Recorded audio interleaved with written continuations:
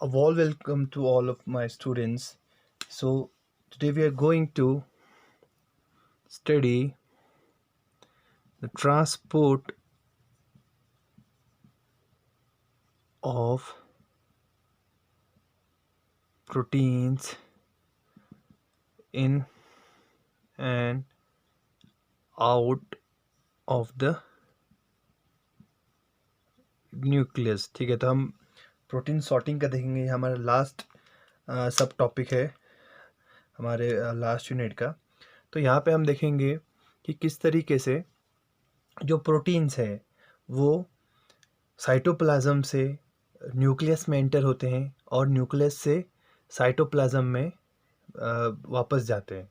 Okay, सो बहुत सारे proteins हैं जिनका जो डेस्टिनेशन है वो न्यूक्लियस रहता है. जैसे कि हम ट्रांसक्रिप्शन फैक्टर्स की बात करते हैं या डीएनए पॉलीमरेज की बात करते हैं, आरएनए पॉलीमरेज की बात करते हैं, या जो भी स्प्लाइसिंग एंजाइम्स है हम उनकी बात करेंगे.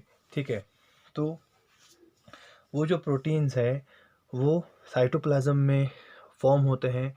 फिर वो उनका इंपोर्ट होता है कहाँ पे, mainly in the nucleus. Then उसके बाद जिनकी ज़रूरत अब न्यूक्लियस में ख़त्म हो गई है वो फिर से वापस से साइटोप्लाज्म में एंटर होते हैं. तो इस इंपोर्ट और एक्सपोर्ट को हम आज डिस्कस करेंगे कि किस तरीके से ये होता है न्यूक्लियस में और किस तरीके से न्यूक्लियस से वो बाहर जाता है. तो हम उसको सिलेक्टिव ट्रांसपोर्ट ऑफ प्रोटीन भी बोल सकते हैं, to and fro from the nucleus. So, several million macromolecules selectively pass between the nucleus and the cytoplasm every minute.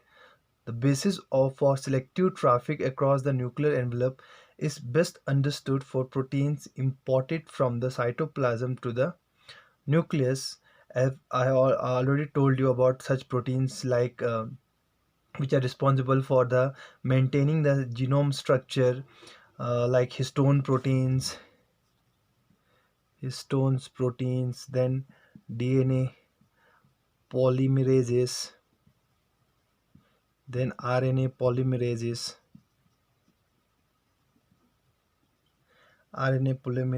the transcription factors,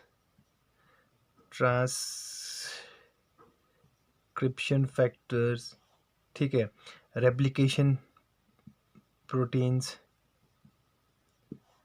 तो ऐसे बहुत सारे प्रोटीन्स हैं जो पर्टिकुलरली साइटोप्लाज्म से न्यूक्लियस में मूव होते हैं और देन न्यूक्लियस से फिर साइटोप्लाज्म में मूव होते हैं. So this proteins are targeted to the nucleus by specific amino acid sequence called nuclear localisation signals. ठीक है, तो वो ऐसे तो हम न्यूक्लियस में एंटर नहीं हो पाते हैं, तो उन पे भी थप्पा लगता है, एड्रेस चाहिए ताकि वो न्यूक्लियस तक पहुंच सके. तो उस एड्रेस को क्या बोलते हैं, न्यूक्लियर लोकलाइजेशन सिग्नल. जैसे हमने देखा था प्रोटीन ट्रांसपोर्ट इन एंडोप्लाज्मिक रेटिकुलम में कि वहाँ पे सिग्नल पेप्टाइड्स प्रेजेंट थे. ठीक है, जो एंडोप्लाज्मिक रेटिकुलम तक प्रोटीन पहुँचाता था, जो सिग्नल पेप्टाइड था.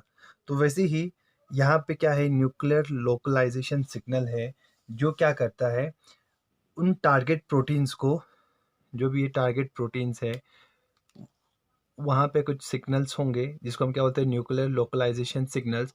तो वो उस पर्टिकुलर प्रोटीन को न्यूक्लियस तक पहुंचाने में हेल्प करता है. ठीक है, तो दिट एक्ट इज एड्रेस, एक एड्रेस की तरह काम करता है. अगर ये प्रेजेंट होगा तभी वो प्रोटीन है वो न्यूक्लियस में एंटर हो सकता है. सो जो सबसे पहला न्यूक्लियर लोकलाइजेशन सिग्नल मैप हुआ था या जिसको आइडेंटिफाई किया गया था, that was characterize by Alan Smith and his colleagues in 1984. तो उन्होंने क्या देखा, they studied a virus that is the SV40, that is simian virus 40, ठीक है। तो उन्होंने इस सिमियन वायरस का एक प्रोटीन है that is called T antigen, उसको स्टडी कर रहे थे। तो वहाँ से उनको पता चला कि उन्होंने ये न्यूक्लियर लोकलाइजेशन सिग्नल उन्होंने डिस्कवर किया। So what were they studying? They were studying the T antigen, A virus encoded protein that initiate viral replication in infected cells. तो ये जो टी एंटीजन है ये क्या करता है? वायरल रेप्लिकेशन, ठीक है, मेनली जो होस्ट सेल है उसमें वायरल रेप्लिकेशन कराता है। ये टी एंटीजन हमारे न्यूक्लियस में एंटर होगा, देन वहाँ पे जो वायरस का डीएनए है उसका रेप्लिकेशन होगा। So what they have seen, as expected for a replication protein T antigen is normally localize to the nucleus. तो हमको पता है रेप्लिकेशन होता कहाँ पे? न्यूक्लियस में होता है। तो ये इससे ये साबित होता है कि टी एंटीजन को पहले न्यूक्लियस में जाना पड़ेगा। तो टी एंटीजन का न्यूक्लियस में जाना इम्पॉर्टेंट है, बिकॉज न्यूक्लियस में जाके ही वो टी एंटीजन उस वायरस के जीनोम का रेप्लिकेशन कराएगा, ठीक है। तो उन्होंने ये देखा कि टी एंटीजन को वहाँ पे जाना है न्यूक्लियस में, तो कुछ न्यूक्लियर लोकलाइजेशन सिग्नल्स वहाँ पे प्रेजेंट है जो उस टी एंटीजन को वहाँ पे लेके जाता है न्यूक्लियस में। तो उन्होंने देखा कि एक सिग्नल है, उसमें अगर म्यूटेशन हुआ, जो जीनोम है टी एंटीजन जो प्रोटीन है उसके एक पर्टिकुलर सीक्वेंस में म्यूटेशन हो रहा था, दैट इज़ एक सिंगल लाइसिन का, जो क्या कर रहा था? उस टी एंटीजन को न्यूक्लियस में जाने से रोक रहा था। तो उन्होंने देखा कि उस पर्टिकुलर एक अमीनो एसिड के चेंज होने के वजह से ये टी एंटीजन न्यूक्लियस में जा नहीं पा रहा है, ठीक है। तो that amino acid was lysine. तो उन्होंने देखा कि लाइसिन अगर वहाँ से हट गया या रिमूव हो गया तो जो टी एंटीजन है वो न्यूक्लियस में नहीं जा पा रहा था। सो न्यूक्लियस में ना जा पाने की वजह से वो T antigen it accumulates in the cytoplasm. तो साइटोप्लाज्म में इनका क्या हो रहा था? एक्यूमुलेशन हो रहा था। तो वैसे ही स्टडी करते गए तो बाद में ये पता चला कि T antigen has a nuclear localisation signal as the 7 amino acid sequence.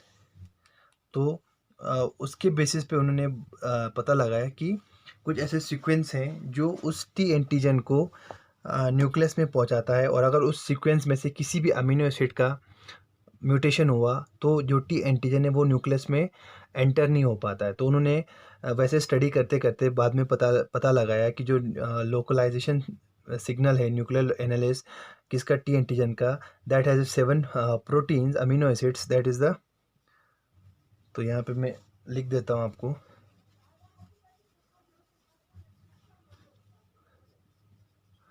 Proline, lysine, lysine, lysine, arginine, lysine and valine. तो ये जो 7 प्रोटीन है that is 1 proline and 3 lysines, 1 arginine and again 1 lysine and 1 valine, 1 2 3 4 5 6 7। तो ये जो 7 amino acid sequence थे ये उन्होंने पता लगाया कि these 7 sequence are present in the nuclear localization sequence, ठीक है, या nuclear localisation signals which signals the T antigen towards the nucleus. हम ऐसा बोल सकते हैं ये जो सिग्नल है वो रिस्पॉन्सिबल था टी एंटीजन को इंपोर्ट करने के लिए, कहाँ पे? न्यूक्लियस में।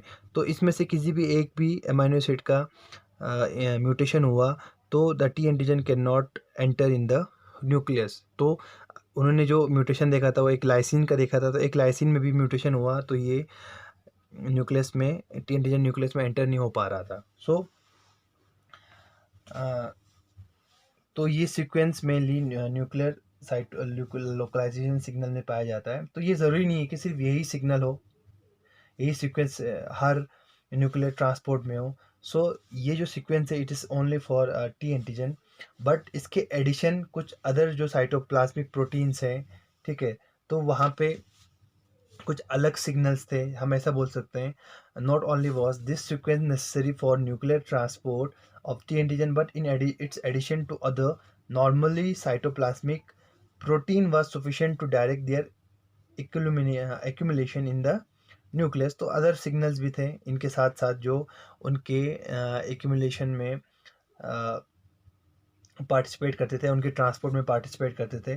सो nuclear localisation signals have been identified in many other protein. Some of this sequence like that of T antigen are short stretches rich in basic amino acids mainly lysine and arginine. तो इनके साथ साथ दूसरे signal sequences भी हैं, nuclear localization sequence हैं जो mainly जो बेसिक अमीनो एसिड है उसमें रिच रहते हैं, जैसे कि लाइसिन और आर्जिनिन है। So often however the amino acid that form the nuclear localisation signals are close together but not immediately adjacent to each other. तो ये ज़रूरी नहीं था, अभी हमने देखा कि वहाँ पे जो 7 अमीनो एसिड्स थे वो एक दूसरे के नज़दीक थे, बट कुछ कुछ जो अमीनो एसिड्स हैं जो न्यूक्लियर लोकलाइजेशन सिग्नल्स हैं, ठीक है, जो उस पर्टिकुलर प्रोटीन को न्यूक्लियस में पहुँचाता है, तो उनमें ज़रूरी नहीं था कि वो जो 7 अमीनो एसिड से वो क्लोज हो, या जो भी बेसिक अमीनो एसिड मैंने आपको कहा that is lysine and arginine, वो एक दूसरे के एडजेसेंट हो। ये ज़रूरी नहीं होता है कि इसमें न्यूक्लियर लोकलाइजेशन सिग्नल के लिए। तो वो एक दूसरे के नज़दीक भी हो सकते हैं but not adjacent. For example यहाँ पे एक दो, यहाँ पे ग्लाइसिन है, यहाँ पे ग्लाइसिन है, यहाँ पे आर्जिनिन है, यहाँ पे आर्जिनिन है। तो अगर इस तरीके से भी प्रेजेंट होगा तो वो प्रोटीन को न्यूक्लियस तक पहुंचा रहा था। तो और अगर इनके बीच में जो भी अमीनो एसिड्स है उसमें किसी भी म्यूटेशन हुआ तो वो जो सिग्नल है उस पर कोई इफेक्ट नहीं पड़ता है और वो प्रोटीन को न्यूक्लियस तक पहुंचाता है। बट अगर ये जो बेसिक अमीनो एसिड्स है अगर उनमें कोई चेंजेस आया, कोई म्यूटेशन आया, तो that will stop that import of the particular protein into the nucleus.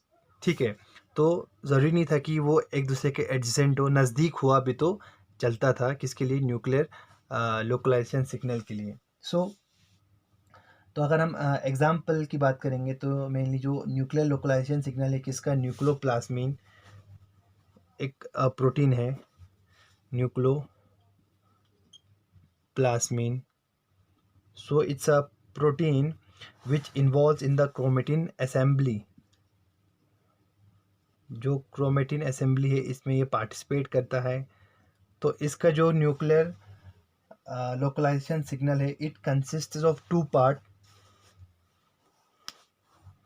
that is lysine and arginine pair followed by 4 lysine residue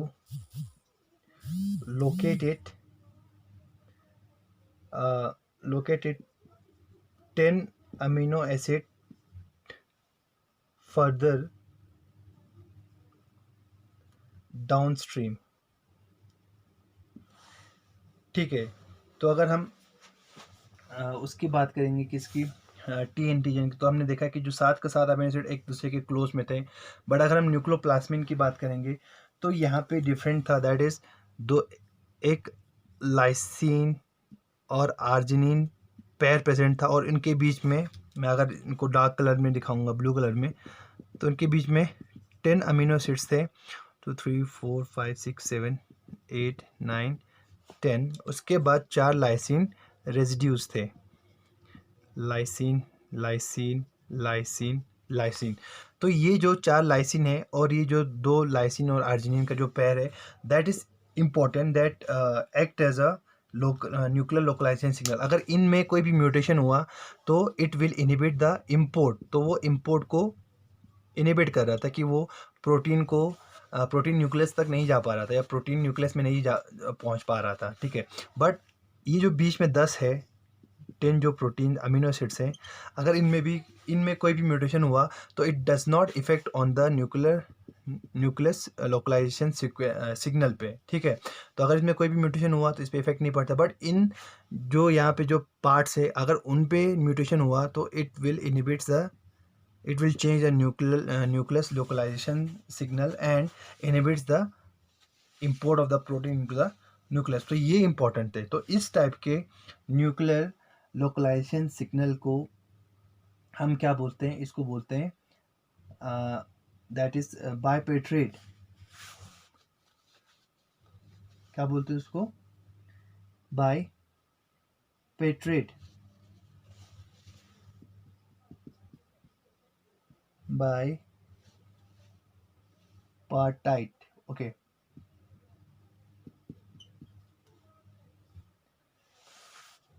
So and because this nuclear localization sequence is composed of two separated elements, it is called bipartite, ठीक है। तो ये इनके जो nuclear localisation signals है वो दो part से बना है, तो इसीलिए इसको क्या बोलते हैं हम, बाईपार्टाइट बोलते हैं। तो similar bipartite motifs appear to function as the localization signal of many nuclear protein. तो सेम जो बाईपार्टाइट प्रोटीन्स है, तो बहुत बाईपार्टाइट सिग्नल्स है, तो ये पार्ट है बहुत सारे प्रोटीन्स पे जो न्यूक्लियस के पार्ट है, या जो हम ऐसा बोलेंगे न्यूक्लियर, जो बहुत सारे न्यूक्लियर प्रोटीन है जिनमें इस टाइप के sequence, that is the bipartite sequence देखे जा सकते हैं, ओके। सो सिमिलरिटी, तो हम ऐसा भी बोल सकते हैं, thus they may be more common than the simpler nuclear localisation signal of T antigen. तो ये ज़्यादा कॉमन है as compare to the simple जो सीक्वेंस है जो हमने देखा था किसमें, टी एंटीजन में। तो उससे ज़्यादा ये बायपार्टाइट टाइप के जो न्यूक्लियर लोकलाइजेशन सिग्नल्स है वो पाए जाते हैं। सो while many nuclear localization signals consist of these basic amino acids residue, often termed the basic or classical nuclear localization signal, the amino acid sequence and structure of other localization signals vary considerably. Some are far apart in the amino acid sequence and depend on normal folding of the protein for their activity. तो mainly अभी हमने जो यहाँ पे बताया, that is lysine और आर्जिन, जो basic amino acids है वो मेनली न्यूक्लियर लोकलाइजेशन सेंटर में पाया जाता है। बट ऐसे भी न्यूक्लियर लोकलाइजेशन सिग्नल्स है जहाँ पे ये बेसिक अमीनो एसिड, इनको छोड़ के दूसरे भी बेसिक अमीनो एसिड्स पाए जाते हैं, ठीक है, जो मेनली न्यूक्लियर लोकलाइजेशन सिग्नल्स में पार्टिसिपेट करते हैं, ओके। और यहाँ पे हमने देखा 10 अमीनो एसिड्स वो दूर थे, बट कुछ कुछ प्रोटीन्स में it is very far away from each other, ठीक है। तो यहाँ पे जो दो पार्ट्स है वो बहुत दूर होते हैं कुछ कुछ प्रोटीन्स में, बट जब उनका प्रोटीन फोल्डिंग होता है तो वो नज़दीक आ जाते हैं और उनकी एक्टिविटी वहाँ पे हमको देखने को मिलती है। सो हम ऐसा भी बोल सकते हैं, the nuclear localisation signals are recognised by protein that function as nuclear transport receptors. अब जो ये न्यूक्लियर लोकलाइजेशन सिग्नल्स है, इनको रिकॉग्नाइज कौन करता है, इनको रिकॉग्नाइज करता है कुछ रिसेप्टर्स, जिसको हम क्या बोलते हैं, nuclear transport receptors, okay. So these nuclear transport receptor recognize the protein by its nuclear localization signals. So most of the members of the nuclear transport receptor belong to karyoferrin protein, karyoferrin protein family and function इधर is इम्पोर्टिन और एक्सपोर्टिन, ठीक है, या तो इम्पोर्टिन की तरह काम करते हैं या एक्सपोर्टिन। तो आपको नाम से ही पता चल रहा है, इम्पोर्टिन जो इम्पोर्ट करता है, एक्सपोर्टिन जो एक्सपोर्ट करता है। इम्पोर्टिन कहाँ से कहाँ, न्यूक्लियस में जो इम्पोर्ट करता है उन न्यूक्लियर ट्रांसपोर्ट रिसेप्टर्स हम क्या बोलते हैं, इम्पोर्टिन बोलते हैं। और जो न्यूक्लियस से बाहर लेके जाते हैं, एक्सपोर्ट करते हैं, उनको हम क्या बोलते हैं, एक्सपोर्टिन। न्यूक्लियर टू आउटसाइड, जिसको हम क्या बोलते हैं, एक्सपोर्टिन बोलते हैं, ठीक है।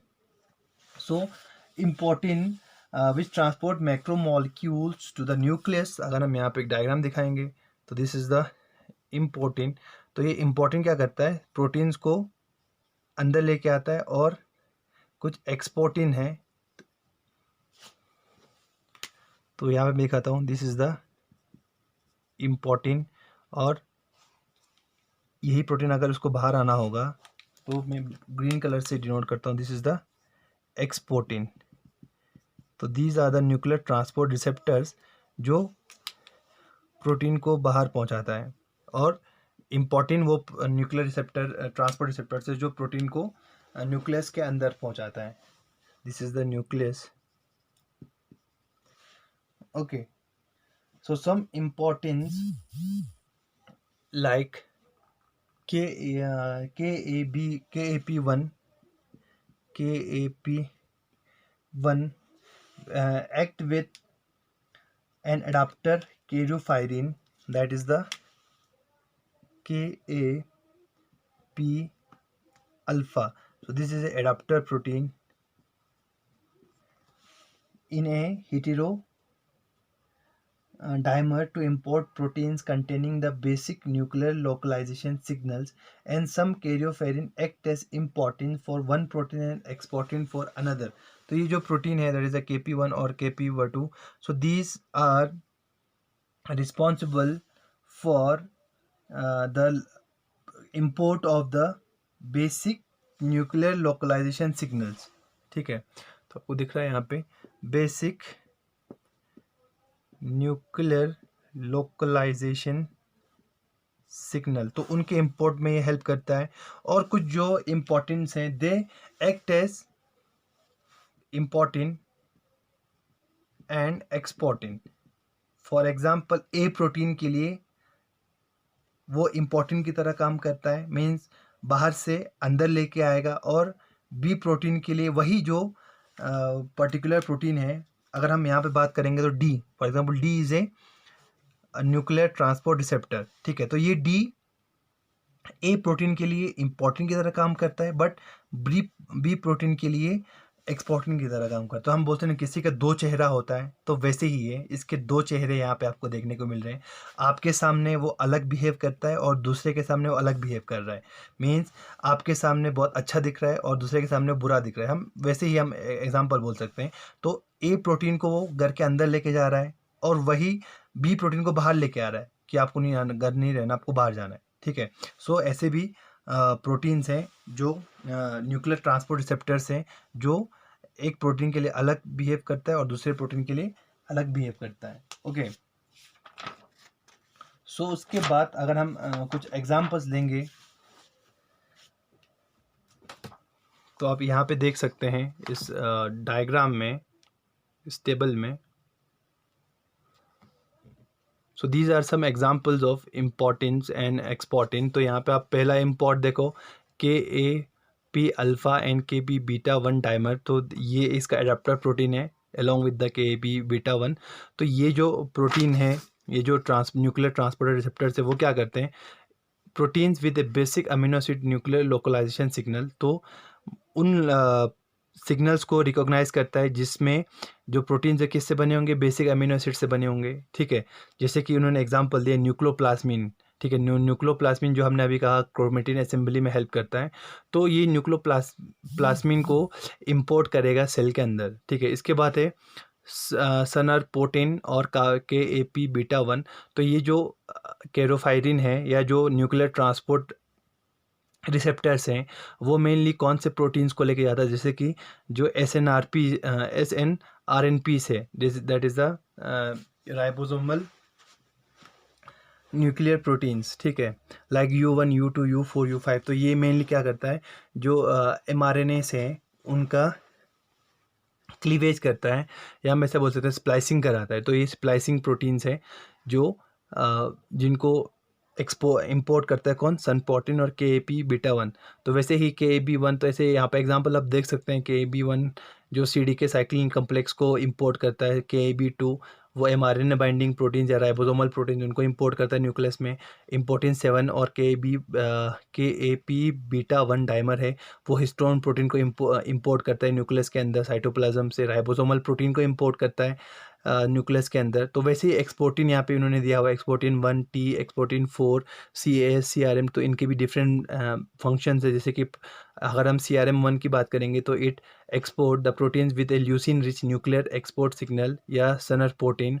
या CAS की बात करेंगे तो KAP अल्फ़ा को वो इंपोर्ट करता है. एक्सपोर्टिन T की बात करेंगे तो tRNAs को एक्सपोर्ट करता है. या एक्सपोर्टिन 4 है तो वो एलोंगेशन फैक्टर 5 को बाहर एक्सपोर्ट करता है. तो ये कुछ एग्जांपल्स दिए उन्होंने जो न्यूक्लियर ट्रांसपोर्ट रिसेप्टर्स के एग्जांपल्स है जो इम्पोर्टिन और एक्सपोर्टिन की तरह के लिए काम करता है, ठीक है। इम्पोर्टिन और एक्सपोर्टिन की तरह काम करता है, तो कुछ न्यूक्लियस से प्रोटीन को बाहर लेके जाएगा और कुछ प्रोटीन्स को न्यूक्लियस से साइटोप्लाज्म से न्यूक्लियस में लेके आएंगे, ठीक है। तो अब ये जो मूवमेंट्स है मैक्रोमोलिक्यूल्स के, ठीक है, सो इट इज़ कैरिड, हम ऐसा बोल सकते हैं, it is regulated by a protein called Ran. तो पहले ये जानना बेसिक इम्पॉर्टेंट है, रान है। So this regulate the movement of macromolecules through nuclear pore. So this is one of the several types of small GTP binding proteins. This is one of the small GTP binding protein, small GTP binding protein whose conformation and activity are regulated by GTP binding and hydrolysis, जिसका conformation और activity किस पे depend है, GTP binding और GTP hydrolysis पे, okay, ठीक है। तो अब हम देखेंगे किस तरीके से रान इस इम्पोर्टिन और एक्सपोर्टिन को या इस इम्पोर्ट एक्सपोर्ट को रेगुलेट करता है।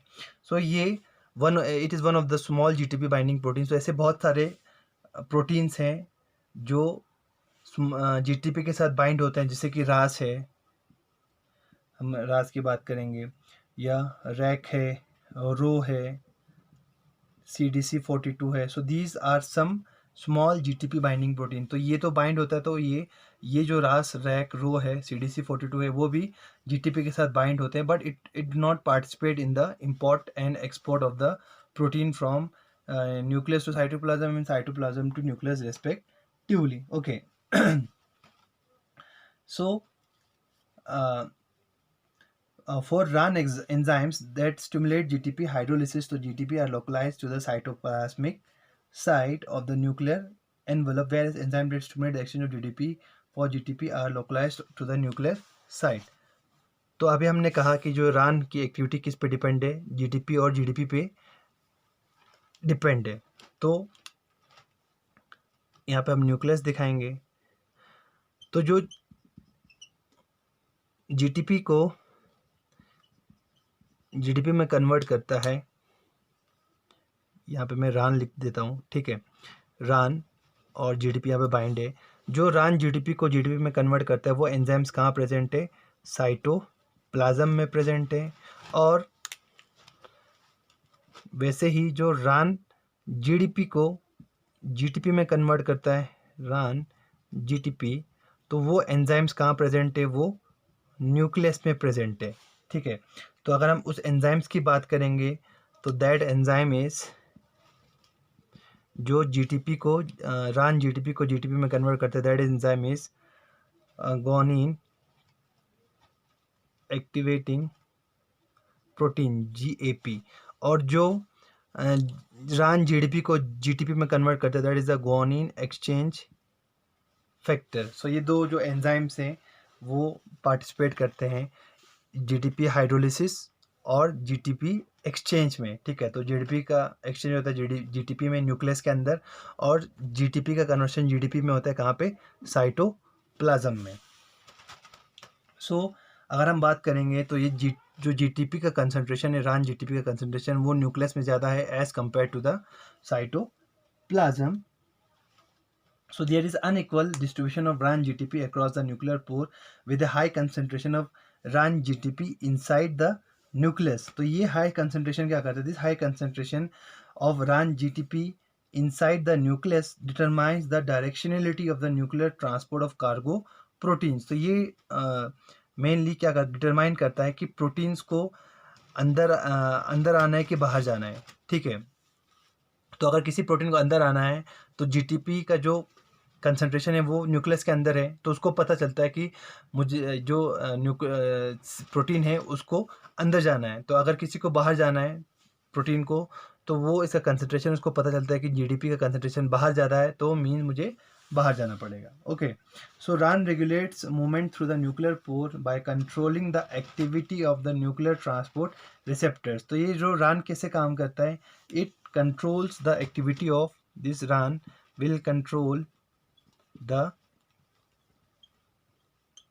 activity of nuclear transport receptor, जो हमने पहले बात की थी, जिसमें हमने अभी देखा था के ए अल्फ़ा 1 या एस, इस तरीके से हमने देखा था, जो कैरोफायरिन्स के जो फैमिली से बिलोंग करते थे, that are the nuclear transport receptors. तो वो उनकी एक्टिविटी को क्या करता है, रेगुलेट करता है। एंड जो न्यूक्लियर पोर है उसके थ्रू ये जो प्रोटीन्स है उनका ट्रांसपोर्ट कराता है।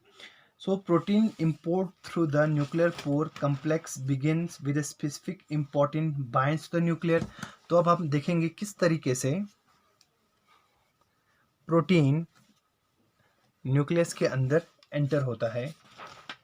सो सबसे पहले जो प्रोटीन जिसको इंपोर्ट होना है, जिस पे sequence nuclear localization sequence present है, तो वो सबसे पहले एक इम्पॉर्टेंट जो प्रोटीन है उसके साथ बाइंड होगा। तो मैं यहाँ पे एक डायग्राम बना देता हूँ आपको। सो this is the nuclear membrane, outer membrane and inner membrane. So this is the nuclear pore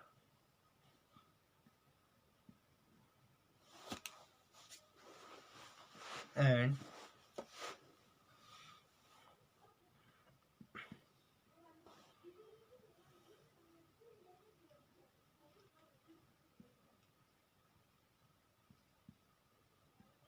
तो ये डायग्राम आप बुक में से अच्छे से बना सकते हैं।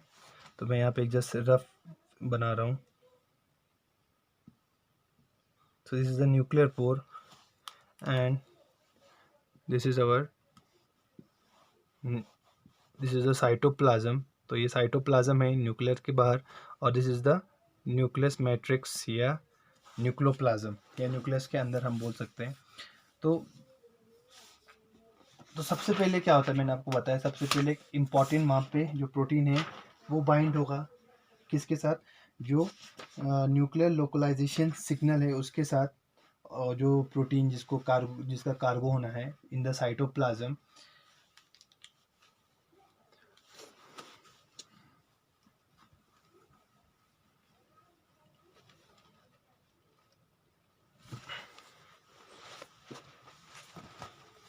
मैं यहाँ पे डायग्राम बना लेता हूँ आपको अच्छे से।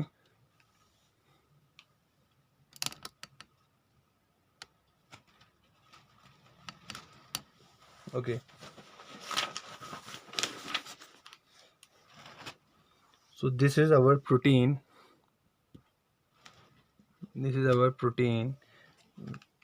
और ये जो मैं रेड में आपको दिखा रहा हूँ, this is our nuclear localisation signal NLS।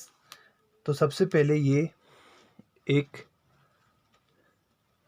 Protein के साथ बाइंड होगा, that is our nuclear transport receptor, that is the important, हम इसको बोल सकते हैं, ठीक है, न्यूक्लियर ट्रांसपोर्टर रिसेप्टर, ठीक है। So it will binds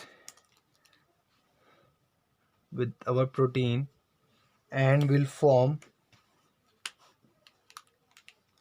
the complex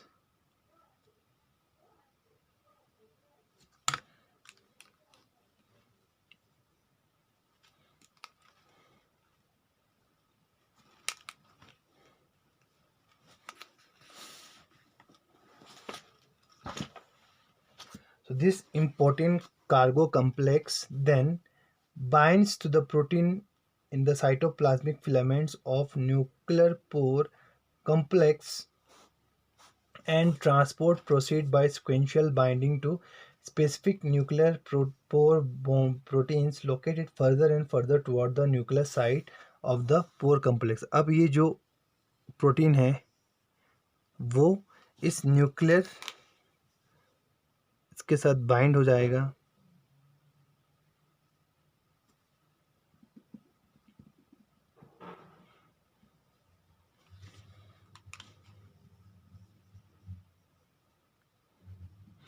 nucleus के साथ, न्यूक्लियर जो pore complete, this is a nuclear pore,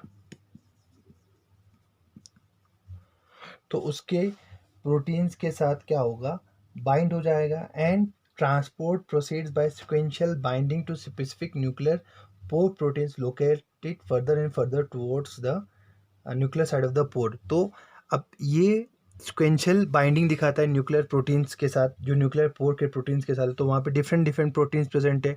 तो फाइनली इनके साथ बाइंडिंग दिखाते दिखाते वो अंदर पहुँच जाता है इन द साइटोप्लाज्म,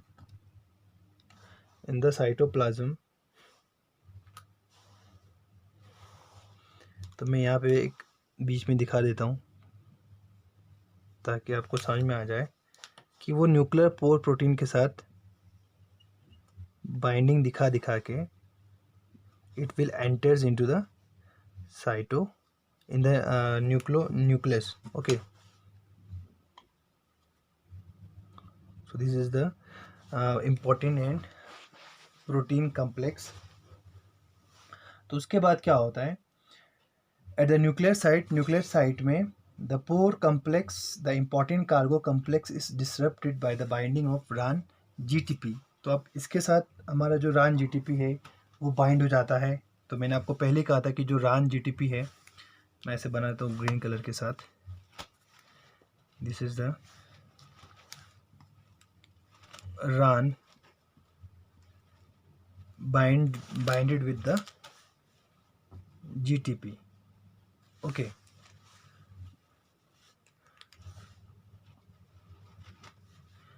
GTP. सो ये जो RAN GTP है वो क्या करता है, इट डिस्टर्ब्स द कम्प्लेक्स, इस जो कम्प्लेक्स को इम्पॉर्टेंट और जो प्रोटीन है उसके जो कम्प्लेक्स उन्होंने यहाँ बनाया है उसको डिस्टर्ब कर देता है।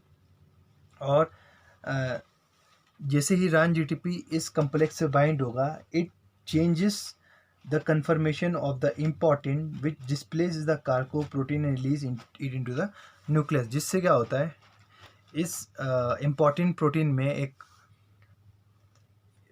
कन्फर्मेशनल चेंज आ जाता है जिससे वो उस कार्गो को वहाँ पे रिलीज कर देता है न्यूक्लियस में। This is our cargo protein with the NSL, that is a nuclear localization signal, and the important is separated from the complex. तो वो दोनों अलग हो जाते हैं, प्रोटीन हमारा न्यूक्लियस में पहुंच गया है और जो इम्पोर्टेंट है वो अलग हो जाता है। ओके, देन उसके बाद जो इम्पोर्टेंट और जो RAN GTP कम्प्लेक्स है, जिससे ये यहाँ बाइंड होगा तो ये RAN GTP यहाँ पे ऐड हो जाएगा किसके साथ, हमारे इम्पोर्टेंट के साथ। सो जैसे ही जो प्रोटीन वो अलग हो जाएगा, द RAN GTP और जो इम्पोर्टेंट है, जो ये कम्प्लेक्स यहाँ पे भी फॉर्म हुआ है, it is exported back through the nuclear pore complex. तो ये इसी न्यूक्लियर पोर कम्प्लेक्स के थ्रू क्या होता है, बाहर चला जाता है।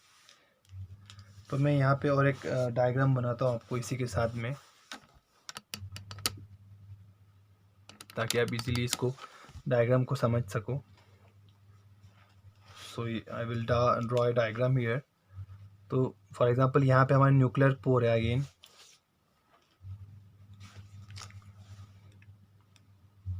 So this is our nuclear पोर।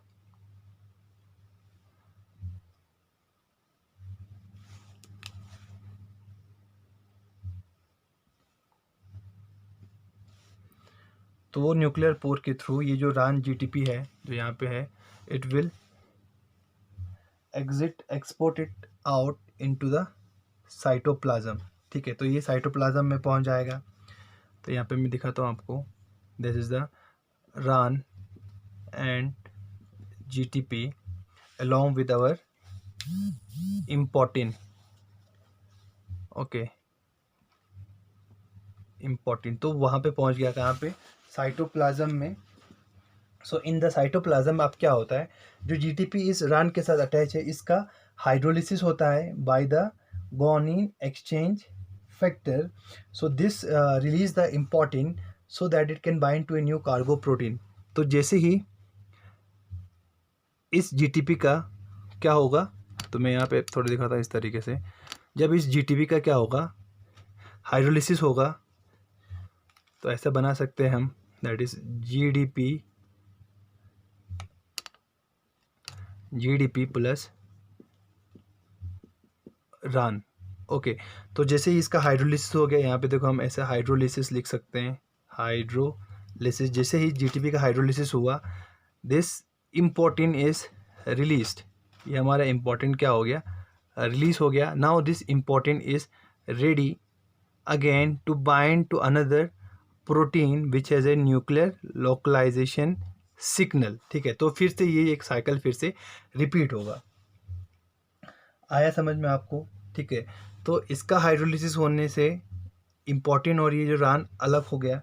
अब ये जो रान है वो फिर से वापस आता है कहाँ पे, इन the nucleus bye a specific receptor, या जिसको हम बोलेंगे bye its own import receptor, जिसको हम क्या बोलते हैं, NTF2। ये बाइंड होगा NTF2 which is A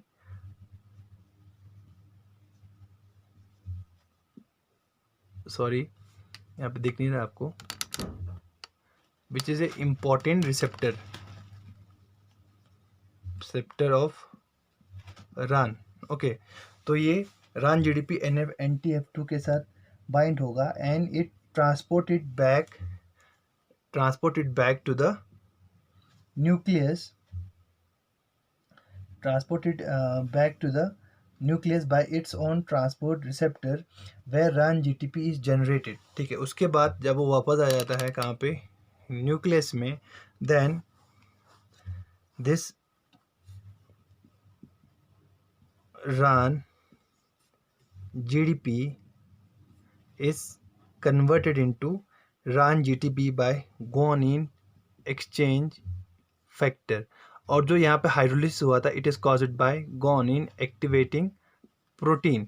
okay, ये जो एंजाइम क्या करता है, जीडीपी का हाइड्रोलिसिस करता है जीडीपी में, और यहाँ पे जो GEF है वापस जो न्यूक्लियस में आ गया, न्यूक्लियस में आने के बाद फिर से ये जीडीपी का कन्वर्शन किस में होता है, जीटीपी में, और it is now again ready to bind with another important protein complex. Okay, तो इस तरीके से क्या होता है, प्रोटीन का इंपोर्ट होता है कहाँ से, साइटोप्लाज्म से न्यूक्लियस में। ठीक है, नाउ अब हम देखेंगे, ये हो गया इंपोर्ट, अब हम देखेंगे एक्सपोर्ट का। So some proteins remain within the nucleus following the import from the cytoplasm but many other shuttle back. तो कुछ जो प्रोटीन्स है जो इंपोर्ट के थ्रू आया था वो इस न्यूक्लियस में रहेंगे, बट कुछ जो प्रोटीन्स है वो वापस साइटोप्लाज्म में चले जाते हैं या शटल बैक कर जाते हैं। सो these proteins act as a carriers in the transport of other molecules such as RNAs, other coordinate nuclear and cytoplasmic function। तो कुछ जो प्रोटीन जो वापस चले जाते हैं, तो मेनली उनका जो फंक्शन रहता है वो क्या रहता है, that is they are transporter of other molecule, जैसे कि आरएनए का ट्रांसपोर्टर है, या कुछ साइटोप्लाज्मिक फंक्शंस होंगे, या कुछ कोऑर्डिनेट न्यूक्लियर फंक्शंस होंगे, या हम ऐसा बोल सकते हैं ट्रांसक्रिप्शन फैक्टर की तरह काम करते हैं, या उनको रेगुलेट करने में हेल्प करते हैं। तो वो प्रोटीन्स अपना काम करने के बाद उनको फिर से वापस न्यूक्लियस में जाना है। ठीक है, तो वो प्रोटीन्स कैसे बाहर जाते हैं, so those protein are targeted for export from the nucleus by specific amino acid sequences called nuclear export signal. तो जैसे हमने यहाँ पे देखा था, यहाँ पे हमने क्या देखा, न्यूक्लियर लोकलाइजेशन सिग्नल देखा था, वैसे ही उन प्रोटीन्स पे और एक सिग्नल प्रेजेंट रहता है, that is the nuclear export signal. ठीक है, क्या रहता है, न्यूक्लियर एक्सपोर्ट सिग्नल वहाँ पे प्रेजेंट रहता है। सो न्यूक्लियर एक्सपोर्ट सिग्नल क्या करता है, so these nuclear export signals like nuclear localisation signals are recognised by receptor within the nucleus, जिसको हम क्या बोलते हैं, एक्सपोर्टिन बोलते हैं, that directed protein transport through the nuclear pore complex to the cytoplasm. तो उन न्यूक्लियर एक्सपोर्ट जो सिग्नल है, nuclear export signal which is present on the particular protein which is going to export तो उसको recognise कौन करता है? This nuclear export signal is recognize by another receptor protein that is the exportin, जो मैंने आपको पहले बताया था, एक्सपोर्टिन. सो मैनी एक्सपोर्टिन और also member of karyopherin protein family. तो मैंने आपको जो डायग्राम छोटे जो टेबल में दिखाया था, तो बहुत सारे जो एक्सपोर्टिन है which also belongs to the karyopherin family. ठीक है, जैसे कि मैंने आपको पहले बताया था, that is the CAS, CRMA, exportin T, exportin 4. So those are the karyopherin family. So like exportin, ये जो लाइक इम्पोर्टिन, जो ये एक्सपोर्टिन है वो दे बाइंड टू रान. ठीक है, वहाँ पे वो रान के साथ बाइंड होता है. वैसे ही ये एक्सपोर्टिन भी क्या होता है, रान के साथ बाइंड होता है, which is required for nuclear export as well as for nuclear import. तो इनका भी, एक्सपोर्टिन का भी रान के साथ बाइंड होना इंपॉर्टेंट है, ताकि जो प्रोटीन्स है वो न्यूक्लियस से बाहर जा सके और न्यूक्लियस के अंदर आ सके, या जो एक्सपोर्टिन है वो बाहर चला जाए साइटोप्लाज्म में और वापस से न्यूक्लियस में आ जाए. तो इसलिए इनका भी बाइंड होना रान के साथ क्या है, इम्पॉर्टेंट है. ठीक है, बट ये एक्सपोर्टिन है, तो अगर उसको बाहर जाना है तो उसको जीटीपी रान के साथ बाइंड होना पड़ेगा. जीटीपी रान के साथ बाइंड होना पड़ेगा. और अगर इसी एक्सपोर्टिन को अंदर आना है तो it should bind with the GDP run, GDP रान. तो अभी हम इस डायग्राम में देखेंगे तो किस तरीके से इसका एक्सचेंज होता है. जब डायग्राम बनाऊंगा तो आपको समझ में आ जाएगा. तो इतना बड़ा बनाने की ज़रूरत नहीं है, मैं छोटा डायग्राम बना देता हूँ आपको. So this is the nuclear membrane.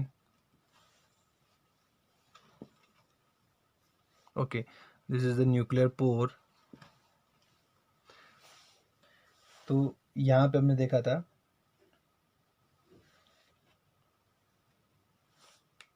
this is our exportin protein, एक्सपोर्टिन है. और यहाँ पे क्या होगा, हमने पहले कहा था कि न्यूक्लियस के अंदर जो रान प्रोटीन है, it is in the form of GTP. तो ये रान, एक्सपोर्टिन और जो प्रोटीन है हमारा,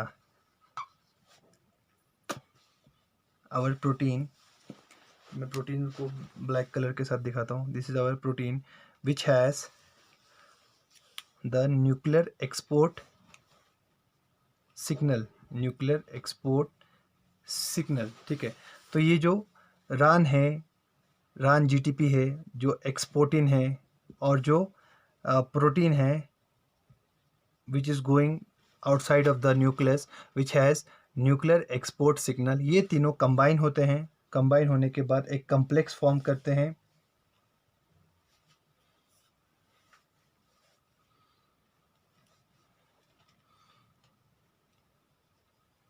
protein plus Ran GTP plus exportin, ये तीनों कंबाइन होते हैं and will export the protein outside the nucleus. So हम ऐसा बोल सकते हैं, the Ran GTP promotes the formation of stable complex between the exportin and their cargo protein. तो whereas it dissociates the complex between importin and their cargo. ठीक है, तो हमने देखा था पहले उसमें कि रान जीटीपी क्या करता था. रान जीटीपी इम्पोर्टिन के केस में, हाँ एक्सपोर्टिन के केस में नहीं, इम्पोर्टिन के केस में, इम्पोर्टिन के केस में रान क्या करता था, जो इम्पोर्टिन है, इम्पोर्टिन और जो हमारा प्रोटीन है उसको अलग कर देता था. ठीक है, इम्पोर्टिन अलग और जो सिग्नलिंग जो प्रोटीन है उसको अलग कर देता था. किसके केस में, इम्पोर्टिन के केस में. अब एक्सपोर्टिन के केस में क्या कर रही है, उसका अपोजिट कर रहा है. वो जो प्रोटीन बाहर जाने वाला है न्यूक्लियस से बाहर, उसको और एक्सपोर्टिन को वो बाइंड कराता है. ठीक है, उसको स्टेबल कराता है, बट इम्पोर्टेंट के केस में उसको डिस्टेबल करा देता है। कौन? ये RAN GTP। तो इन दोनों के क्या है, एंटागोनाइज है। इम्पोर्टेंट का ये एंटागोनाइज काम करता है यहाँ पे एक्सपोर्टिन के साथ। Okay, so this RAN GTP जब बाइंड होगा तो it will form a stable complex with exportin and the protein with nuclear export signal. This effect of RAN GTP binding on exportin dictates the movement of proteins containing nuclear export signals from nucleus to cytoplasm. ठीक है, तो ये जो RAN GTP binding होता है एक्सपोर्टिन के साथ, ये क्या डिक्टेट करता है? ये डिक्टेट करता है कि आप प्रोटीन को जिसके पास न्यूक्लियर एक्सपोर्ट सिग्नल है, अब उसको न्यूक्लियस से बाहर साइटोप्लाज्म में जाना है। Okay, so thus exportin from stable complex with their cargo protein in association with the RAN GTP within the nucleus following transport to the cytosolic side of the nuclear envelope. GTP hydrolysis and release of RAN GTP leads to dissociation of the cargo protein which is released in the cytoplasm. ठीक है, अब ये nuclear pore के through चला गया बाहर in the cytoplasm. अब cytoplasm में पहुंचने के बाद क्या होता है, exportin, this is our signal and this is the RAN and GTP complex. अब इस RAN GTP क्या होता है, इसका हाइड्रोलिसिस हो जाता है। RAN प्लस GDP मैंने आपको बताया कौन कहता है, that is the guanine activating protein. ठीक है, जैसे ही RAN और GDP जो GTP इसका हाइड्रोलिसिस होगा RAN GDP में, so this will causes the dissociation of the nucleus and the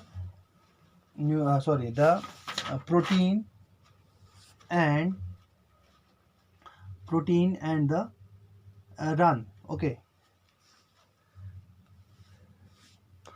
तो हम ऐसा भी लिख सकते हैं कि जो प्रोटीन है वो अलग हो जाता है जब इसका GTP का हाइड्रोलिसिस हो जाता है।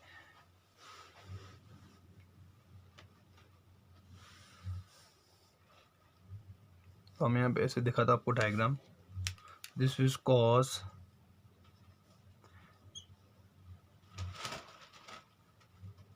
Release of the protein into the cytoplasm and the exportin is also released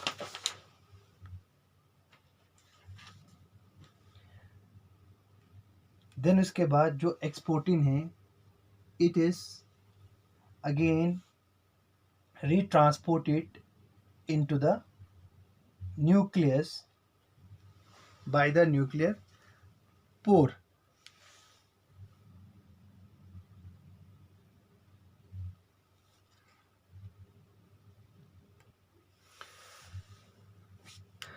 this is our exportin, this is the RAN GDP। तो ये एक्सपोर्टिन फिर से न्यूक्लियर पोर के थ्रू अंदर एंटर हो जाता है and this RAN will also enter into the nucleus. Okay, so इस तरीके से जो प्रोटीन्स है they are exported out into the cytoplasm. तो जैसे इम्पोर्टिन में ये RAN GTP काम करता है, वैसे ही ये एक्सपोर्टिन के लिए भी काम करता है, बट एक्सपोर्टिन बाइंड होता है किसके साथ, जो न्यूक्लियर एक्सपोर्ट सिग्नल है उसके साथ, बट जो इम्पोर्टिन है it binds with the nuclear localisation signal. और इम्पोर्टिन हमेशा प्रोटीन्स को न्यूक्लियस के अंदर लेके आता है, और जो एक्सपोर्टिन है it always carries the protein outside the cell. और एक क्वालिटी क्या है इस RAN GTP की, तो जब इम्पोर्टिन RAN GDP के साथ बाइंड होगा तो वो प्रोटीन को लेके आता है अंदर। ठीक है, और जैसे अंदर पहुंच देगा इस GDP का क्या होगा, वहाँ पे एडिशन हो जाएगा, तो जो गुआनिन एक्सचेंज होगा तो GDP is convert into GTP। तो जैसे GTP बाइंड होगा तो जो इम्पोर्टेंट प्रोटीन है जो जिसने प्रोटीन को अंदर लेके आया वो अलग हो जाएंगे, बट एक्सपोर्टिन के केस में क्या हो जाएगा, RAN GTP के जब ये इस फॉर्म में होगा तो एक्सपोर्टिन और जो प्रोटीन बाहर जाने वाला है और ये RAN GTP तीनों बाइंड हो जाएंगे और कम्प्लेक्स फॉर्म करेंगे, स्टेबल कम्प्लेक्स फॉर्म करेंगे, जिससे ये डिक्टेट करता है कि अब इस सिग्नल को, इस प्रोटीन को बाहर जाना है, और वो उस प्रोटीन को बाहर लेके आता है, ठीक है, किस फॉर्म में, RAN GTP के फॉर्म में। बट वहाँ वैसे ही इम्पॉर्टेंट में क्या होता है, इम्पॉर्टेंट में वो अलग हो जाते हैं।